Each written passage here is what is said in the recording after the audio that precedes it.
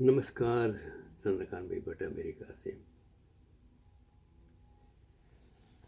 हम सब इंसान के बनाए हुए पुतले हैं, ऐसा हम कहते हैं। मैंने एक आर्टिकल पढ़ा,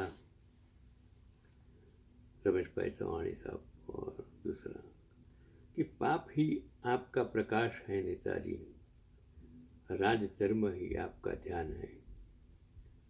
लोगों को जागरूक करने के लिए लगातार लिखने वाले रमेश भाई चौहानी सोचते हैं कि अगर कभी कोई नागरिक हिसाब मांगे तो कोई नेता कौन से पाप स्वीकार कर सकता है। उन्होंने उनकी एक संभावित सूची बनाई है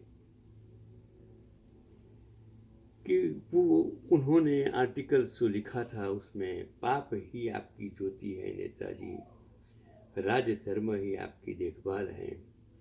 मैं आपकी सरकार नहीं गिरने दूंगा, मैं आपकी पार्टी नहीं डूबने दूंगा। नेताजी ऐसे नागरिक कौन होते हैं।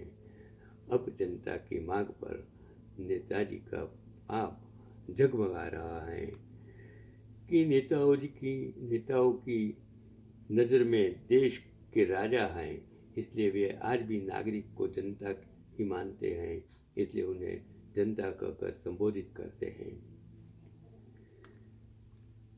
मैंने शहर में नहरें बनवाई हैं लोगों, मैंने उद्योगों में नहरें बनाई हैं, मैंने ऐसे किसानों को बर्बाद किया है, मैंने ऐसे मजदूरों को परेशान किया है। लोगों, ऐसा नेता कौन है।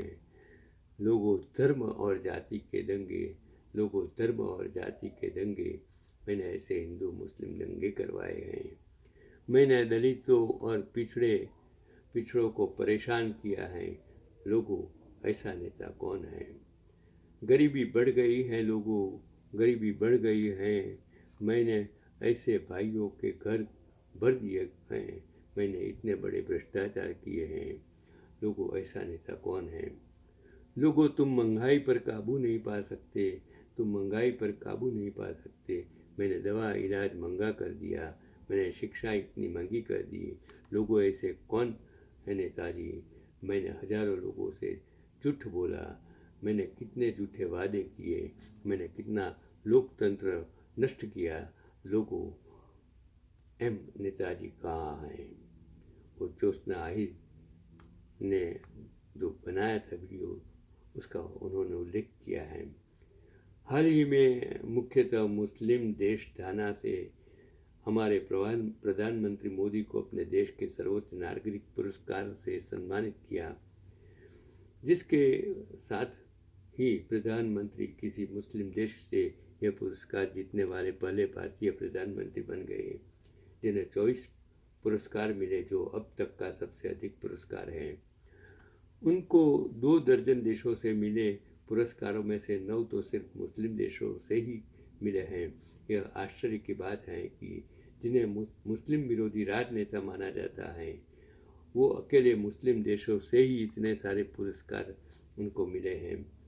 इसे ही विषाक्त प्रेम भाषा कहते हैं, जो हमने ज़्यादातर लोगों में भी होती है। इसी भाषा के कारण घरेलू हिंसा की शिकार महिलाएं अपने दुर्व्यवहार करने वाले पतियों को छोड़ नहीं पाती, बल्कि उन्हें ऊपर से छूकर और भी लाड़ प्यार करती हैं। तो आइए समझिए, मनुष्य में प्रेम के प्रति मूलतः 2 प्रकार की प्रवृत्तियाँ होती हैं। एक है आत्मक्षति पहुँचाने की प्रवृत्ति, दूसरे व्यक्ति को पीड़ा पहुँचाकर भावनात्मक रूप से ब्लैकमेल करना, और दूसरी है उत्पीड़न की प्रवृत्ति, दूसरे व्यक्ति को पीड़ा पहुँचाकर आनंद लेना। ये किस प्रकार की मानसिकता है। आज हम किस प्रकार की प्रताड़नाओं से आज पसार हो रहे हैं। गरीबों, 80% गरीब आज सरकार के अनाज पर क्यों निर्भर है। किसने बनाया है, क्यों निर्भर बनाया।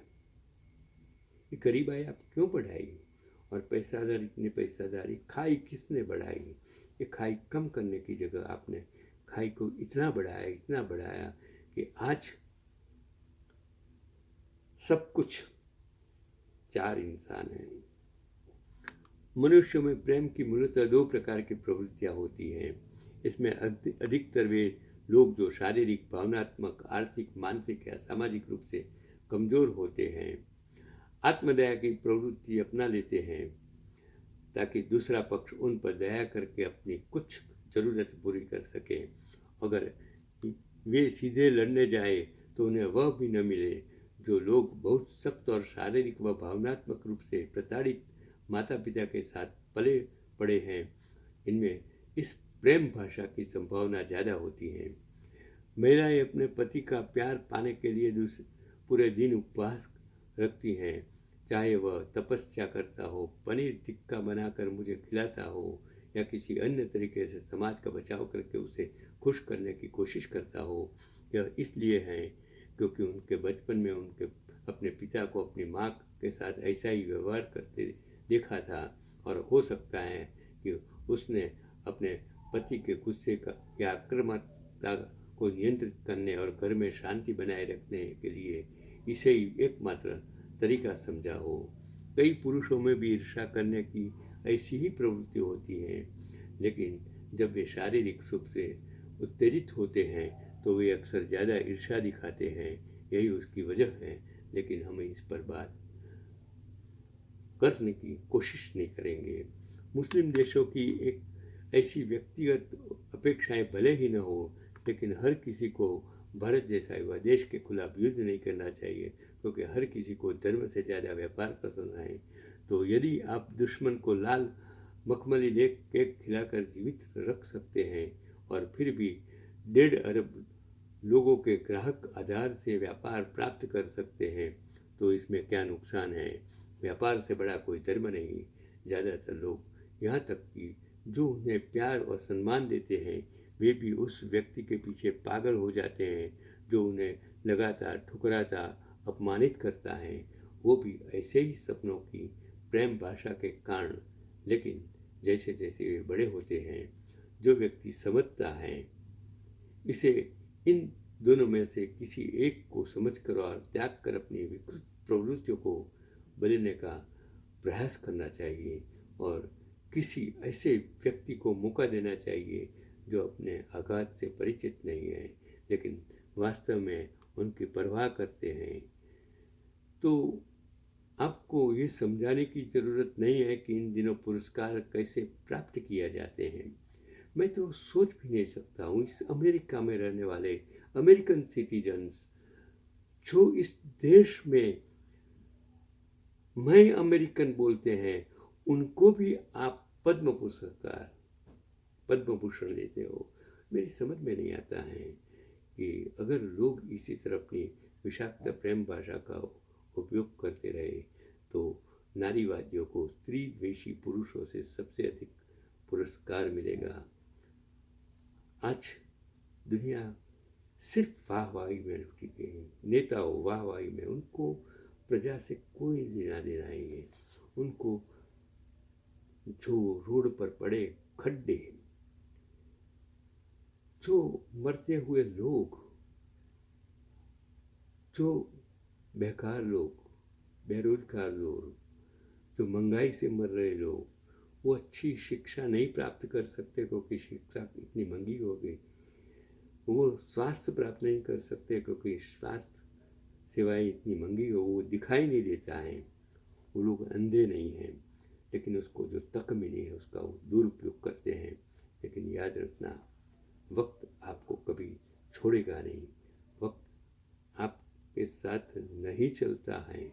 वक्त उन लोगों के साथ चलता है जिसमें ईमानदारी है, मानवता है, इंसानियत है।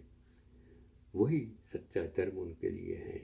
लोगों का दुख दर्द मिटाने की जिसमें भावना है, वो इस दुनिया में जीने लायक है। आपका फोटो एक दिन